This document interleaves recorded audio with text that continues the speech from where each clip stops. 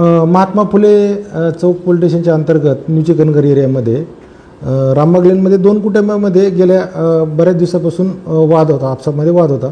तर त्याच्यामध्ये जे आपल्याकडे आरोपी दिसम आहे त्याचं म्हणणं असं होतं की शेजारचं कुटुंब आहे हे रात्री उशिरापर्यंत बडबड करत बसतं, धिंगाणा घालत बसतं, त्याच्यामुळे त्याची झोप होत नाही आणि त्याच्या मुलांची झोप होत नाही अशा त्याच्या मनामध्ये शंका होती.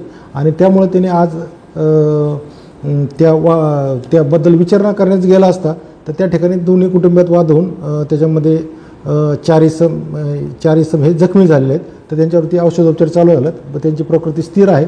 आम्ही पोलिसांनी स्वतः आरोपीची वैद्यकीय तपासणी केली आहे आणि घटनास्थळावरती भेट देऊन घटनास्थळ पंचनामा वगैरे पण केला आहे आणि आरोपी आम्ही अटक केलेला आहे. सध्या नाही, तो पडदा जाळलेला आहे, परंतु ॲक्च्युली प्रत्यक्षात त्याबद्दल कोणी सांगण्यास तयार नाही. त्याबद्दल अधिक माहिती घेऊन त्याप्रमाणे पुढील चौकशी करण्यात येईल. आरोपीचे नाव काय?